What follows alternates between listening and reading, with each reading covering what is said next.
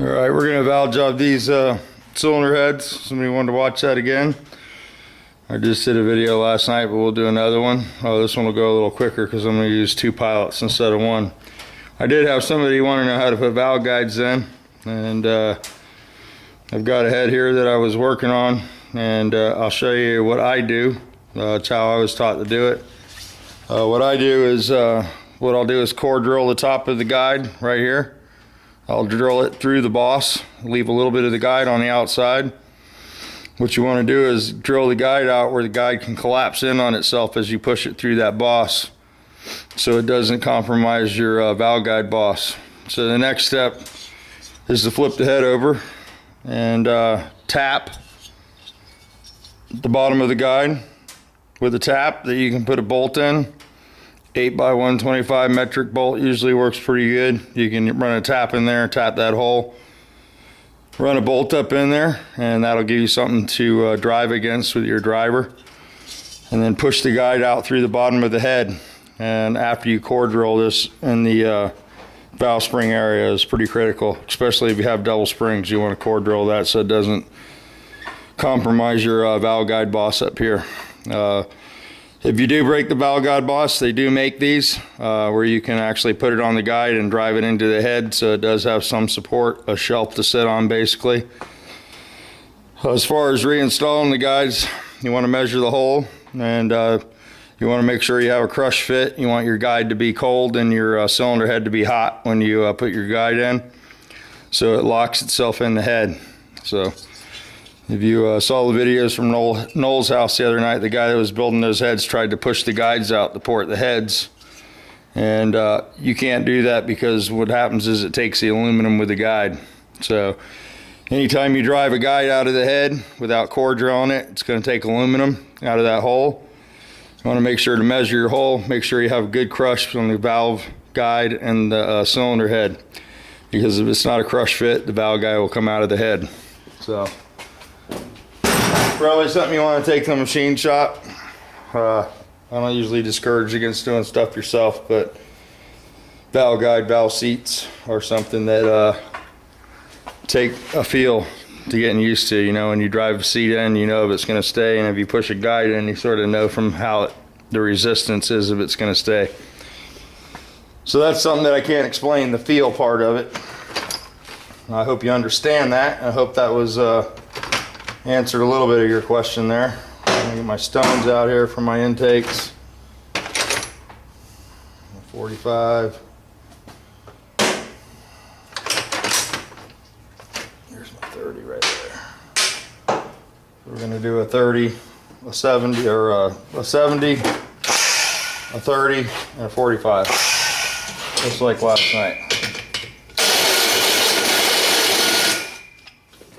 My 70 cut, opening the seat up on the bottom there to give the seat some flow.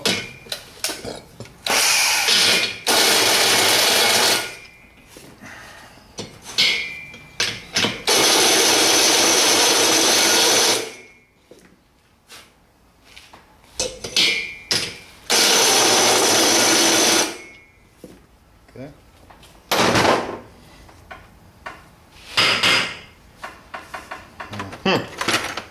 Got the pliers here today. Oh, I think it's tight when it bounces like that. I used to have a little spring for under there. Controlled the chatter a little bit. I don't know what happened to it. Seemed to have misplaced it. Now we're doing our 30 cut.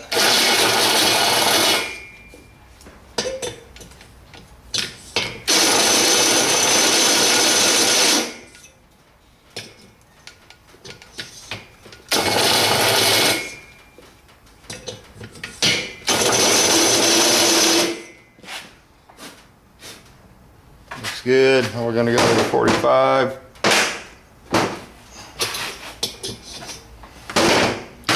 Just going to re-glue those real quick so I can see my 45.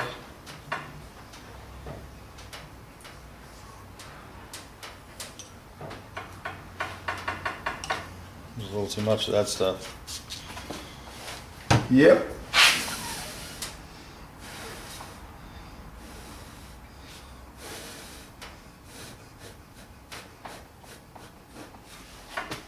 Alrighty then. Where was I? 45 in it. Going with the 45 on here now.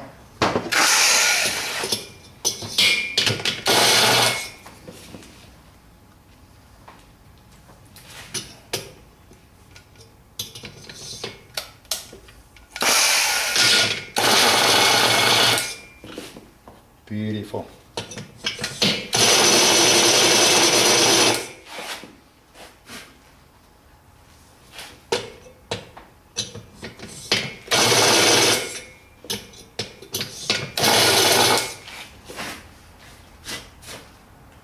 Looks good. I'm gonna go do the. I'm gonna grab the other head and do the intakes, and then we'll retool for the exhaust.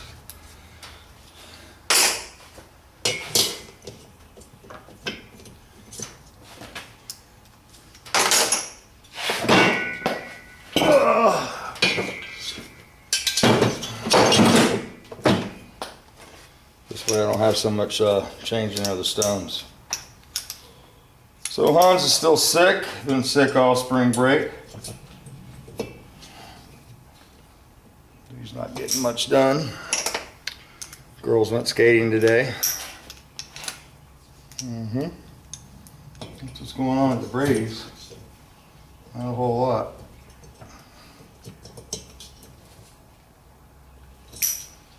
Alrighty. Let's see, we gotta change our stone.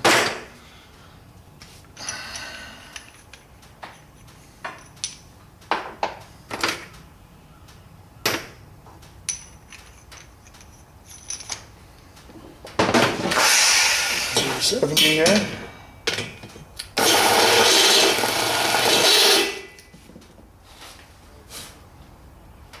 Another one with a shifted seat there.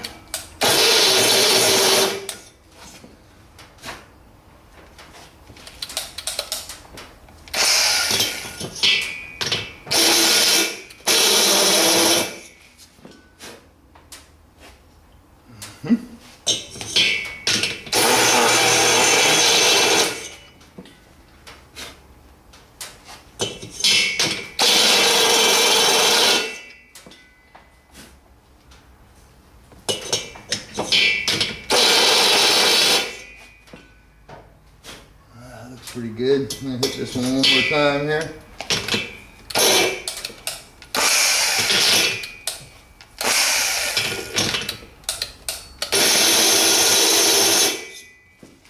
Have to have this thing rebuilt. It's getting worse and worse. I guess it needs new brushes or something.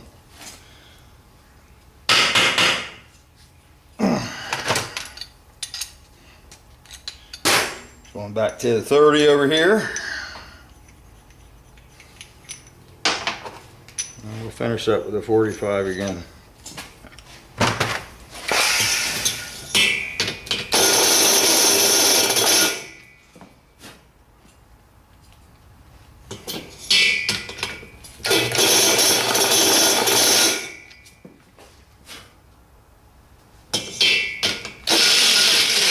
Yeah.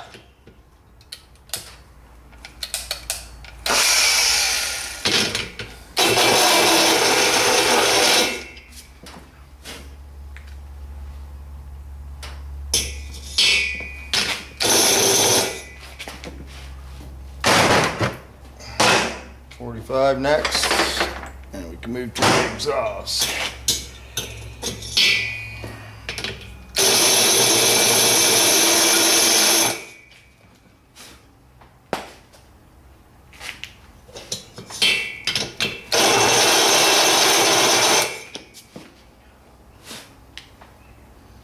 All right.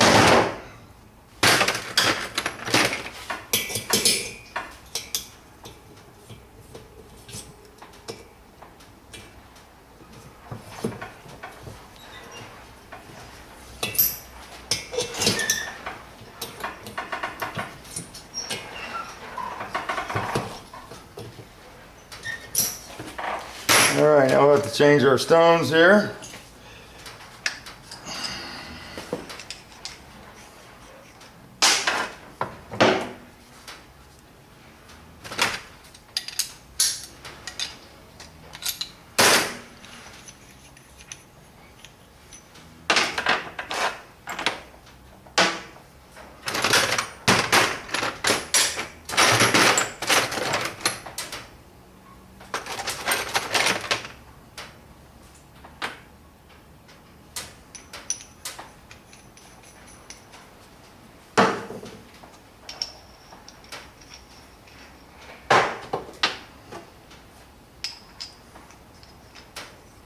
30.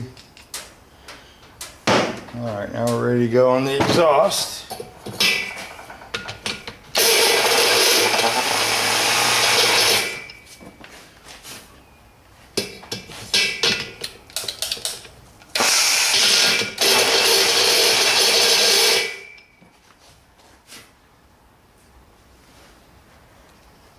Good.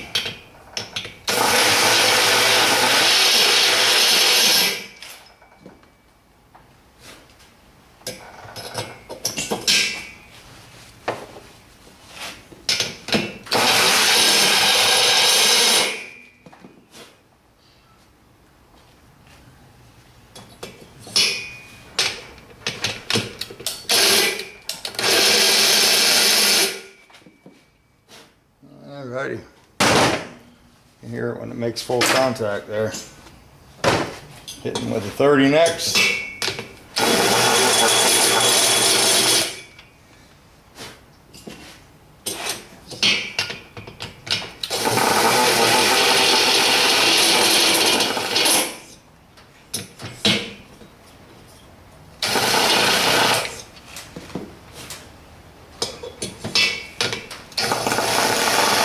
And keep 30 and the 45 as smooth as possible.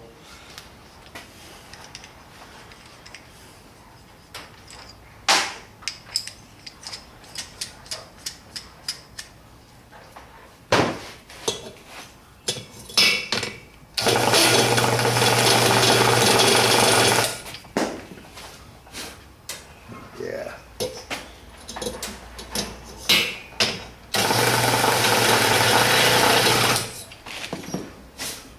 Oh, sweet. Those look really sweet. Of course, we'll start with the exhaust on the next one. Oh, we already did the intakes. Sweet. I like it when a plan comes together and you don't even have to think about it.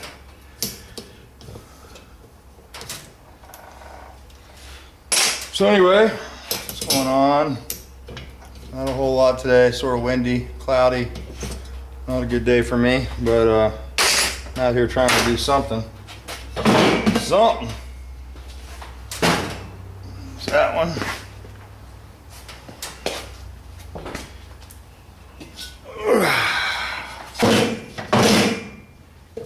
Still got to pick up some rod bearings for our crank assembly, but I figured I'd do some heads and stay close to home today.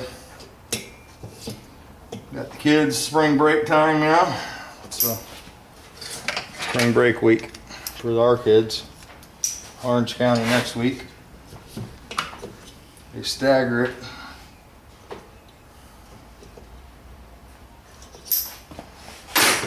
Alrighty, here we go. Stone change.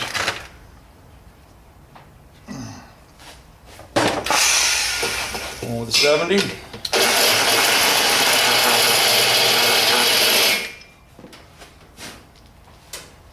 Oh, looks really nice there. That's a nice seat.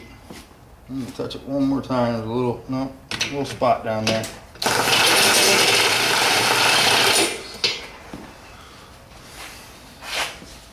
Paper towel. I know if I can feel the heat, it's hot.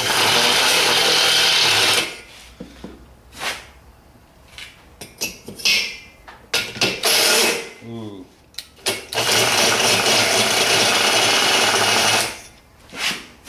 Oh, there we go. Sweetness.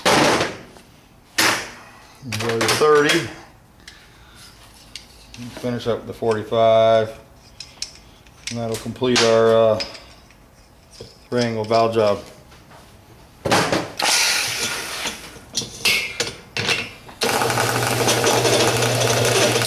Also had somebody ask me about Type 4 head. What they could do for some performance. Valve job is a good place to start. Multi-angle valve job. And Type 4 is the weak spot in those are the camshaft and lifters. I know Webb makes some nice setups for that deal. Webcam. Get a valve train component that works, and those motors make pretty decent power, and they can be pretty enjoyable. But the valve train is the issue on them. And as far as performance, You could enhance the cylinder head with a little port job, you know, in the bowl area under here. The turns, you don't have to get carried away, just clean up the flow path, and that would give you some performance. A good header works good on those too. I know you got the exhausted exit from the bottom. There's not a lot of choices on headers, but there are some out there. And the exhaust, good ignition system, and a good cam, and carburation. A lot of people like to under-carburate those bus motors with the little progressive 2-barrel, and that's just not a good choice for that setup. You're going to want to go with dual Webers on that type of motor, or you know, the factory fuel injection. I'd go with the dual Webers. They work real well. So my out of time light is flashing. Thanks for watching. Thanks for subscribing. Don't forget to push the thumbs up button. And you guys, if you're not subscribed, please subscribe. Every subscriber helps. Thank you.